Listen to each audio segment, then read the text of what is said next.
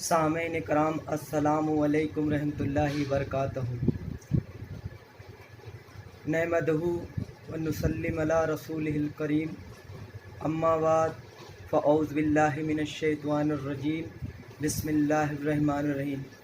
ان الصلاۃ تنہی عن الفحشاء والمنکر ولذکر اللہ اکبر، صدق اللہ المولانا العظیم۔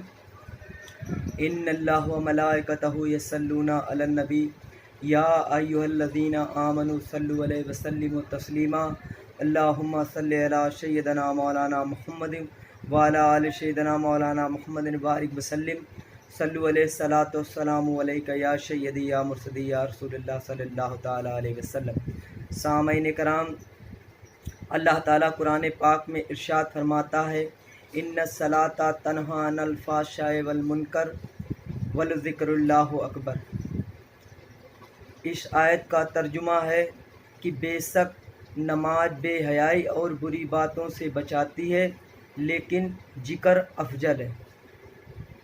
اسلام کے 5 ارکان ہیں۔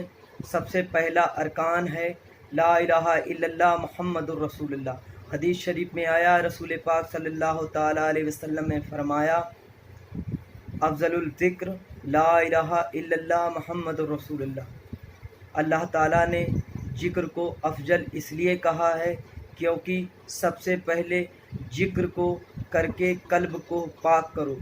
جس کا قلب پاک نہیں ہوگا، جس طریقے سے بغیر طہارت کے قرآن پڑھنے سے ثواب نہیں، گناہ ملتے ہیں، اسی طریقے سے بغیر قلب کی پاکی کے عبادت کرنے سے، نماز کرنے سے اللہ تعالیٰ ایسی نماز قبول نہیں کرتا ہے۔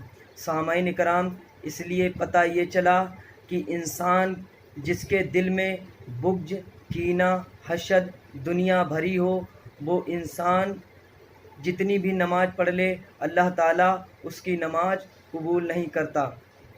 سامعین کرام، پتہ یہ چلا کہ جب انسان اللہ کے روبرو کھڑا ہوتا ہے، اللہ سے مناجات کرنے کے لیے جاتا ہے، تب جب وہ نیت کرتا ہے کسی نماز کی، تو نیت کے ساتھ شیطان اس کے دل میں دنیا کے وسوسے ڈالتا ہے۔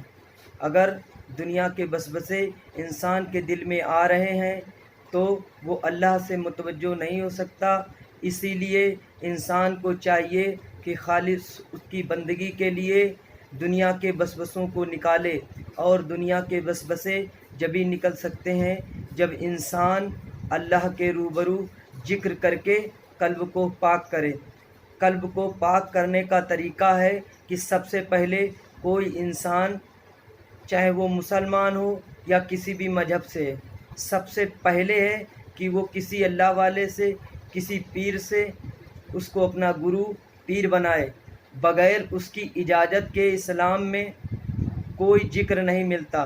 جب کوئی ذکر، مولانا روم فرماتے ہیں، ہر وہ چیزیں خود بخود پیدا نہ سود، تیگے نہ سود آہنگ نہ سود، مولوی ہرگز نہ سس، مولائے روم تا غلامی شمس تبریزی نہ سود۔ جس طریقے سے کائنات میں ہر چیز خود بخود نہیں ہوتی، جس طریقے سے لوہے کو بغیر پیٹنے سے وہ تلوار نہیں بنتا، اسی طریقے سے بغیر پیر کے، بغیر گرو کے کوئی اللہ والا یا کوئی اچھا انسان نہیں بنتا۔ تو چاہیے کہ سب سے پہلے مولانا روم فرماتے ہیں کہ سب سے پہلے انسان کو کوئی اچھے پیر اور گرو کو تلاش کرنی چاہیے۔ پیر ایسا تلاش کرنا چاہیے کہ جو خالص اللہ کے لیے، وہ تمہاری دنیا اور تمہارے پیسے سے محبت نہ کرتا ہو، خدمت گزار ہو اور خدمت خلق کرنے والا ہو۔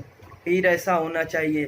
اور جب وہ تمہیں ذکر دے گا، چاہے وہ قادری سلسلے، نقشبندی، سہروردی، جتنے بھی سلسلہ ہیں، مداری سلسلے، اہل بیت سے ہوئے جڑے ہیں، جتنے بھی سلسلے ہیں، سب کے پیران اکرام ہر خانقاہ سے وہ ان کا پہلا معمول ہے کہ وہ ذکر دیتے ہیں۔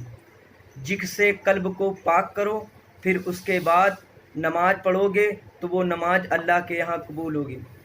سامعین کرام، اب لوگوں کے دماغ میں یہ بات ہوتی ہے کہ وہ سوچتے ہیں کہ بغیر پیر کے کیا اللہ تک پہنچا جا سکتا ہے؟ بالکل نہیں۔ اللہ تعالیٰ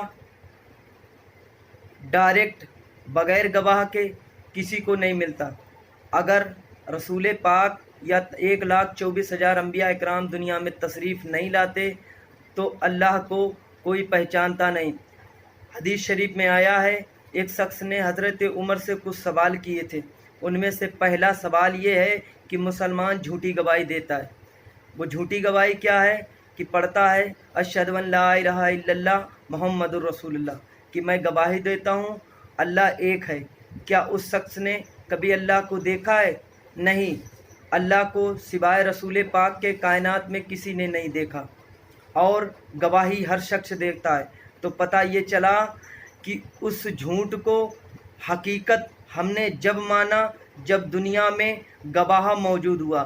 رسول پاک نے جب اپنے آپ کو دنیا میں سچائی پر چلنے والا، اچھا انسان، بہترین اخلاق والا، جب دنیا نے انہیں مانا تب ان کی گواہی کو قبول کیا۔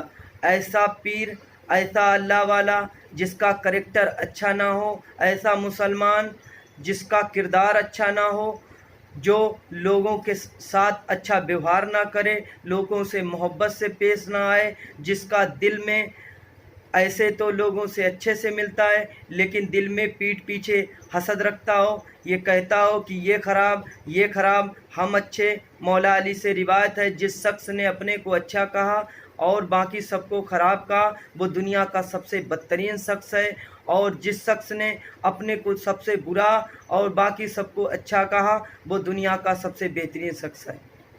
تو سامعین اکرام، پتہ یہ چلا کہ اللہ تعالیٰ نے ہر دور میں اپنے ولیوں کی، نبیوں کی شکل میں گواہ بھیجے ہیں، انہی کی بنیاد پر اللہ کو مانا گیا ہے۔ پھر اللہ تعالیٰ نے انہی کے ذریعے فرمایا لولاک لما خلقت الافلاق، اے میرے محبوب بندوں، اگر میں تجھے پیدا نہ کرتا، اگر میں تم کو پیدا نہ کرتا تو یہ کائنات کو پیدا نہ کرتا۔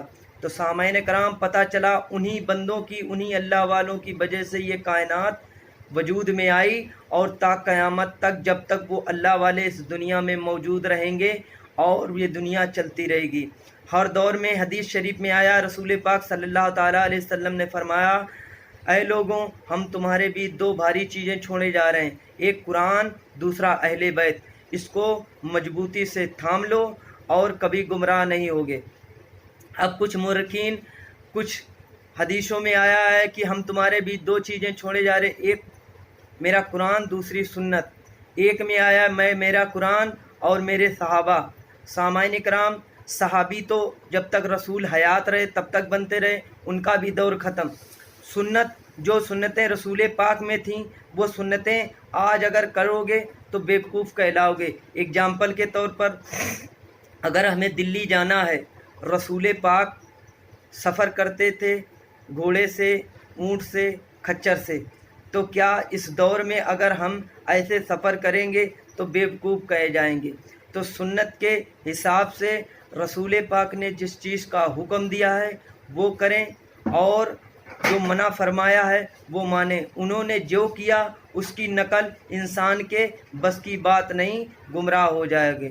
اب ہمارے بیچ ایک حدیث آتی ہے کہ اللہ نے ایک قرآن، دوسرا اہل بیت۔ اہل بیت اور قرآن یہ ہمیشہ ساتھ رہیں گے، اور میدان محشر میں رسول پاک کے پاس دونوں ساتھ جائیں گے۔ تو پتہ یہ چلا سامعین اکرام کہ قرآن اور اہل بیت یہ ہر دور میں، اہل بیت ماڈل ہے اور قرآن تھیوری۔ جیسے کس چیز کی تھیوری ہوتی ہے اس کو پڑھ کے سمجھا جا سکتا ہے، اور جب دیکھ کے تو جو قرآن ناطق ہے، جو اصل قرآن کا ماڈل ہے، وہ اہل بیت ہیں۔ اس لیے سامعین کرام، نماز پڑھیں، روزہ رکھیں، عبادت رکھیں، ان سے پہلا فرض ہے کہ قلب کو لا الہ الا اللہ کے ذکر سے پاک کریں۔ السلام علیکم۔